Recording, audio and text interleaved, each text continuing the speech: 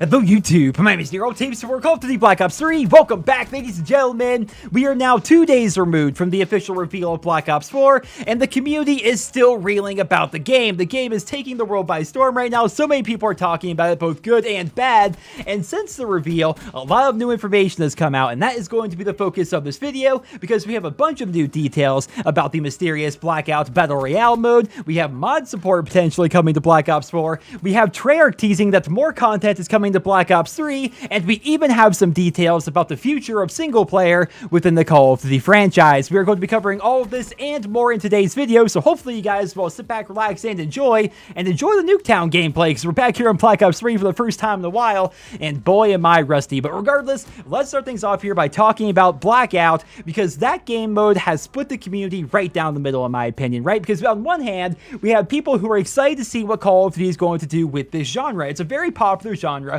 A lot of people like it, and they want to see what Call of Duty is going to do with it. But at the same time, there are a bunch of other people out there who don't like that genre. They don't want that in their Call of Duty game, and they're a bit salty that they decide to cut the single-player campaign to make room for it. And what's worse is we don't really have a ton of details about the game mode as well, right? It's this big, mysterious mode, and nobody knows exactly what to expect, which is why Dan Bunting, who you guys may remember from my previous video, he sat down with Eurogamer to answer a couple of questions, and he shed some light about the Blackout game mode. In the interview, which you guys can find down there in the description, he said that they are going to be targeting 60 frames per second with Blackout, which is a huge relief, and he also said that the player count is going to be multiple times larger than anything we've seen in Call of Duty before. But that's not really saying anything, right? Because in the Call of Duty franchise, the most players we've had in multiplayer at one time would be 18, right? 9v9 ground war, unless he's talking about the 48 people that can be found in World War II's headquarters. But I don't think he's talking about that. I think he's talking about ground war, which has a lot of people concerned, right? Because the gold standard for Battle Royale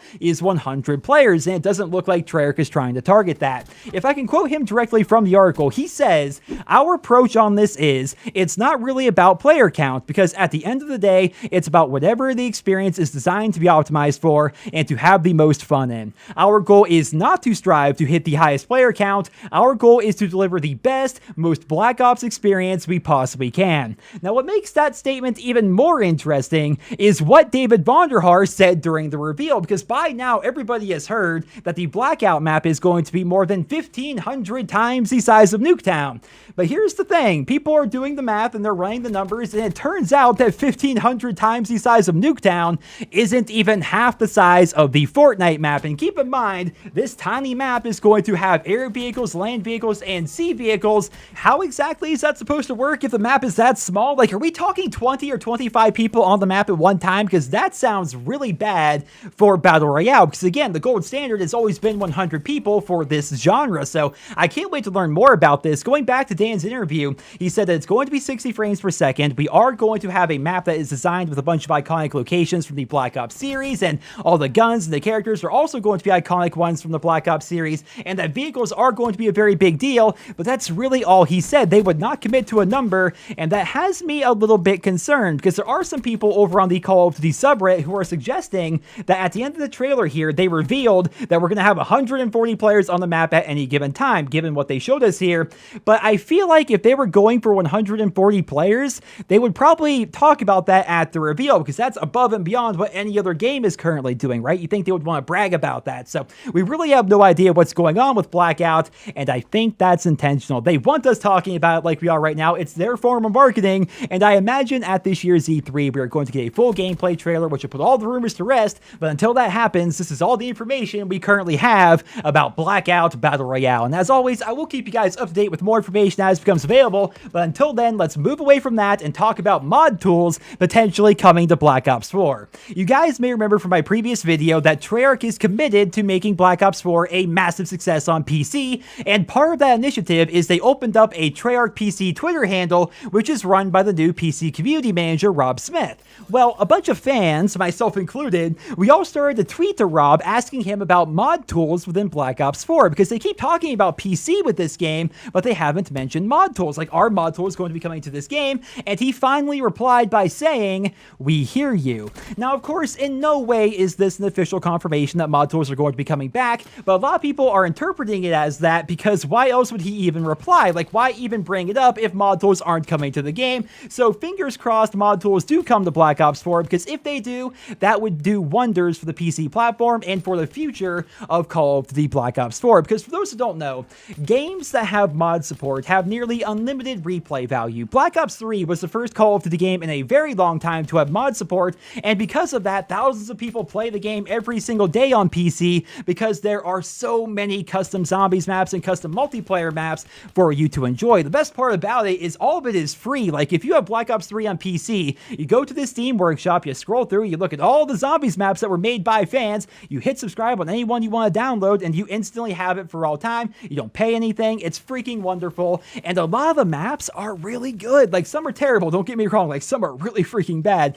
but a lot of them are actually very good. Some are even on the same level as Treyarch, or even, dare I say, better than Treyarch zombies maps. Like, there are some really good ones out there, which is why people like custom zombies so much, and that's why we want to see this return for Call of Duty Black Ops 4. And even if you're a console player, you should also be rooting for this, because even though it wasn't part of Black Ops 3, over the course of the past couple of years, a lot of game developers are making it so that mods that were developed for PC, they can be downloaded on console and played on console as well after they pass a verification process, right? So it's possible that if Black Ops 4 gets mod support, you'll get custom zombies on PC, and eventually those maps will also make their way to console, which would be freaking fantastic. Again, there's no official confirmation whatsoever, but a lot of people are talking about this right now, so I felt as though I should discuss it here in this video. And I should also discuss the fact that while Call of Duty is supposed to be very good on PC this year, it's not going to be good on the Nintendo Switch because they're not making Black Ops 4 for the Switch, even though all the rumors and all the leaks were claiming otherwise. It was officially confirmed yesterday in an interview with Twinfinite that Black Ops 4 is not being developed for the Switch, which is a big shame in my opinion, because I think at the very least,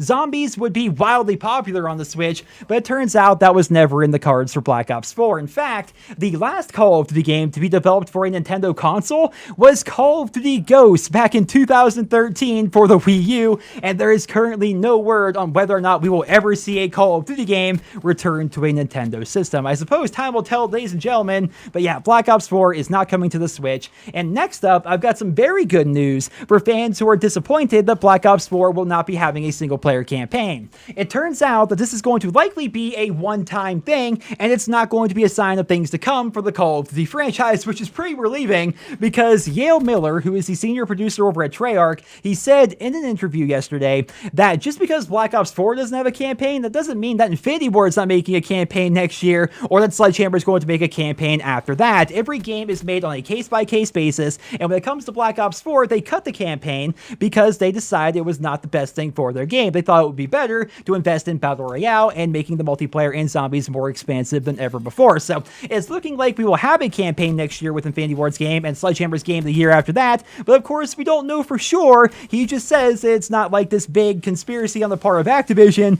to cut the single player out of all future Call of Duty titles. That's not the case whatsoever, and we will likely still see campaigns in the future of the series. Finally, let's wrap things up here by taking it full circle back to Black Ops 3, because it's looking like more content is going to be coming to this game. So I did my video yesterday where I talked about Dan Bunting's interview with Polygon and how he's talking about Black Ops 4 and its lack of campaign. Well, one thing I forgot to mention as part of that interview is he said that they are not yet done releasing content for Black Ops 3, which means that between now and October 12th, we are going to be getting more events, probably more maps, probably more weapons, who knows what else, but they are going to be releasing more content for this game, which is pretty good news if you guys are going to be playing this quite a bit leading up until the launch of Call of Duty Black Ops 4. And in fact, this weekend, for those that haven't heard, they activated a quad feed event, which includes a Nuketown 24/7 playlist, which is what you guys have been watching throughout the entirety of this video. So be sure to sign in and play a little bit if you guys haven't already, because there's lots of experience, lots of crypto keys, lots of everything to be gained, and it's a lot of fun actually going back to this game after not playing it for so long. But ladies and gentlemen, that's all I have for you guys here today. There's a lot more I could discuss, but I'm waiting for more proper sources and information to come out, because right now there's a lot of rumors going around that potentially Black Ops 4 is not going to have paid DLC, but rather they're going to give us free map map packs. Seems kind of outlandish if you ask me, but that's the current rumor that's going around right now, and who knows if it's true or not, but if it is, that's a pretty big deal for the Call of Duty franchise. So we will be discussing that in a later video if that turns out to be true, but until then, I hope you guys enjoyed this video. Leave your thoughts and feedback down there in the comment section below, and I hope you guys all have a wonderful day.